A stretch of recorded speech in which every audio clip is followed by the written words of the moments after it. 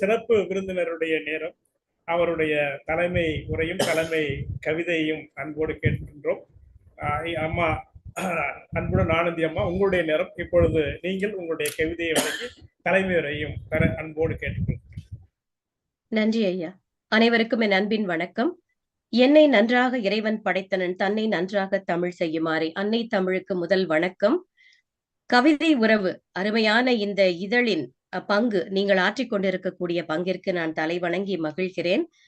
மிகச் சிறப்பான இந்த கவிஞர்கள் சந்திப்பினை ஏற்பாடு செய்து இந்த நிகழ்ச்சிக்கு எனக்கும் அன்போடு வரவேற்பு கொடுத்த எங்க ஏர்வாடி ராதாகிருஷ்ணன் ஐயா அவர்களுக்கும், இணைப்புரை வழங்கி கொண்டிருக்கக்கூடிய பெருமைக்குரிய மதியழகன் ஐயா அவர்களுக்கும், இந்த நிகழ்ச்சிக்கு காரணமாக இருக்கக்கூடிய பின்புலமாக செயல்படக்கூடிய தமிழியலன் ஐயா அவர்களுக்கும், மற்றும் இந்த இணைப்பில் இருக்கக்கூடிய ஸ்ரீதேவி அவர்கள், ஒவ்வொருவர் பெயரையும், கன்னிக்கோவில் ராஜா அவர்கள் என என்னோடு தொடர்ந்து பயணிக்கக்கூடிய எனது அன்பு நண்பர் அவர்கள், இணைப்பில் இருக்கக்கூடிய ஒவ்வொருவரையும் நான் தனித்தனியாக பெயர் சொல்லி அழைத்ததாக ஏற்றுக்கொள்ளவும். அனைவருக்கும் என் இனிய வணக்கம். ஐயா அவர்கள் ரொம்ப சொன்னாங்க, நான் ஒரு விஷயத்தை தெளிவுபடுத்திக்கிறேன். ஐயா அவர்கள் அன்பின் மிகுதியால் நான் 100க்கும் மேற்பட்ட நூல்கள் எழுதியிருப்பேன் அப்படின்னு. ஐயாவுடைய வாய் முகூர்த்தம் பலிக்கட்டும், 21 நூல்கள் இதுவரை எழுதியிருக்கிறேன். நம் மதியழகன் ஐயா அவர்கள் குறிப்பிட்டது போல, சென்ற ஏப்ரல் தாயகம் வந்திருந்த பொழுது ஒரே மேடையில் 11 நூல்களை நான் வெளியிட்டேன். அதில் ஒரு நூலை ஐயா அவர்கள், ஏர்வாடி ராதாகிருஷ்ணன் அவர்கள் கரங்களால் அந்த நூல் வெளியிடப்பட்டது. எனக்கு மிகவும் பெருமை. மதியழகன் ஐயா அவர்களும் நிகழ்ச்சிக்கு வந்திருந்தது எனக்கு பாக்கியமாக கருதுகிறேன். மிக்க நன்றி ஐயா.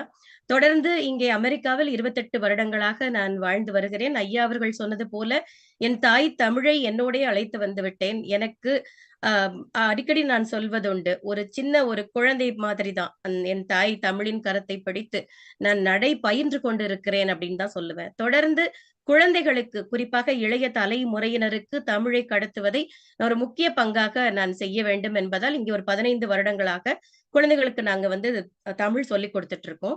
எந்த பணமும் எல்லாம் வாங்குறது இல்லை. நாங்க நண்பர்களோடு இணைந்து அதை நடத்தி கொண்டிருக்கிறோம்.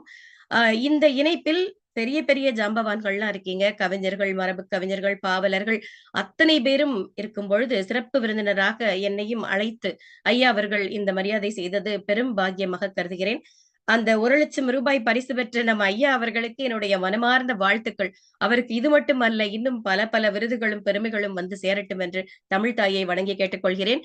நம்ம ஐயா அவர்களுக்கு 80வது அகவை தினம் வரப்போகிறது. எல்லாம் கூட்டாக ஐயா சொன்னது போல இந்த ஆண்டின் இறுதி என்று சொல்லக்கூடாது, நிறைவுன்னு அழகா சொன்னாங்க. எப்பொழுதுமே முடிகிறது, இறுதின்னு சொல்லக்கூடாது, நிறைவு பெறுகிறதுன்னு ஒரு மன நிறைவோடு இந்த ஆண்டை முடித்து புது வருடத்தில் நாம் காலடி எடுத்து வைக்கிறோம். அப்படிப்பட்ட இந்த அருமையான கவிதை உறவு இதழை நடத்தி வரக்கூடிய ஐயா, வள்ளுவரின் பெருமையை இந்த உலகத்திற்கு கொண்டு சேர்க்கக்கூடிய முயற்சியில் எனக்கு பிடித்த திருக்குறள். அதுல ஐயா அவர்களுக்கு பெரிய மனசு. நான் கேட்டேன், ஐயா என்கிட்ட சொல்லியிருக்கலாமே, நானும் அனுப்பியிருப்பனே கட்டுரைன்னு கேட்டதுக்கு, அதனால என்னம்மா இப்ப அனுப்புங்கன்னு சொன்னாரு. எனக்கு பிடித்த, நான் ஃபேன்சி நம்பர்னு எப்பவும் சொல்லக்கூடிய 666, எண்ணிய எண்ணியாங்கு எய்துவ எண்ணியர் திண்ணியராக பெறின், எனக்கு பிடித்த திருக்குறள்.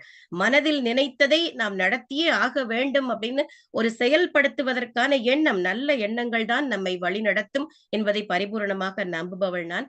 அந்த திருக்குறளுக்காக ஒரு கட்டுரை எழுதி ஐயா அவர்களுக்கு அனுப்பியிருந்தேன்.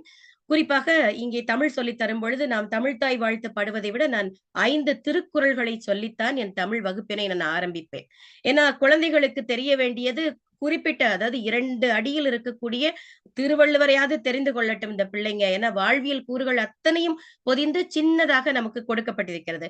அதை நாம் பிள்ளைகளுக்கு கற்றுக் கொடுக்க வேண்டும்ங்கிறதுனாலதான் வகுப்பின் தொடக்கத்திலும் சரி, வகுப்பை முடிக்கும் பொழுது அவர்களுக்கு பிடித்த ஒரு குறளை பொருளோடு சொல்ல வேண்டும் அப்படின்னு வகுப்பை முடிக்கிறது என்னோட வழக்கம். அப்படி இந்த நம்ம வெளிநாட்டுல இருந்தாலும் சரி, என்னுடைய உடல் மட்டும்தான் இங்க அமெரிக்காவில இருக்கு. என்னுடைய உள்ளம் எல்லாம் நம் தாய் மண்ணையே சுத்திட்டு இருக்கும் எப்பவுமே. எனக்கு என்னோடு பயணிக்கக்கூடிய நண்பர் கன்னிக்கோவில் ராஜா அவர்கள் நூலணி பதிப்பகத்தின் உரிமையாளர், லாலிபாப் சிறுவர் உலகத்தின் நிறுவனர். அவர்களோடு இணைந்து நான் தொடர்ந்து பல பணிகளை, நூலணி நூல் கொடை திட்டம் அதெல்லாம் செஞ்சுட்டு இருக்கேன். ஐயா அவர்கள் சொன்னது போல தமிழால் இணைவோம் உலகத்தமிழ் பேரியக்கத்தில் பன்னாட்டு இயக்குனராக இருக்கேன். கவிச்சிறுகள்ங்கிற ஒரு குழுமத்தை வச்சு கவிஞர்களுக்காக அது சிறப்பாக ஒரு இதழ் வெளிவந்துட்டு இருக்கு, மாத இதழ் வெளிவந்து கொண்டிருக்கிறது. உங்கள் அனைவரின் ஆசையோடு தொடர்ந்து என்னுடைய தமிழ் பணிகளை நான் மேற்கொள்வேன் என்று சொல்லிக்கொண்டு, இன்றைய தலைப்பாக ஐயா அவர்கள் கொடுத்தது ஒவ்வொரு நாளும் விடியும். என்னுடைய சில வரிகளை சொல்லி நான் களத்தை ஐயா அவர்களிடம் கொடுத்து விடுகிறேன். வெற்றிக்கான இலக்கு வேதனையில் சோதனையில் வீழாது இருப்பதே, எல்லா நாட்களும் நமக்கானதே, எதிர்ப்பும் தோற்பும் கூட உரமாகுமே, உருவாக்கும் பாதைகள் எல்லாம் உவப்பாக இருக்க தேவையில்லை, திருவாக்கும் நாளுக்காய் திடமுடனே நாளும் உழைப்பதுவே எல்லை, வரவுக்கும் செலவுக்கும் நடுவே வாழ்க்கை நடுங்கச் செய்யும், கனவுக்கும் நனவுக்கும் நடுவே கைகளை பிசையச் செய்யும், தயக்கங்கள் உடைத்தே தடமதை பதிப்போம், வருத்தங்கள் துடைத்தே வாழ்க்கை பாதையை அமைப்போம், தவறுகள் செய்தாலும் தடையின்றி ஒத்துக்கொள்வோம், சரி செய்யும் பொறுப்பில் சங்கமித்து கடந்திடுவோம், வலிகளை தந்திடும் வாழ்க்கை பாடம் வலிமையுடன் கடக்க அதுவே ஓடம், ஓயாது உழைப்பவர்க்கு தேயாத வெற்றியுடன் ஒவ்வொரு நாளும் விடியும் என்பதை என்னுடைய வரிகளாக தங்களுக்கு தந்து களத்தை மதியழகன் ஐயா அவர்களிடம் ஒப்படைக்கிறேன். அனைத்து கவிஞர்களுக்கும் என் அன்பான வாழ்த்துக்களை தெரிவித்துக் கொள்கிறேன். வாய்ப்பிற்கு நன்றி.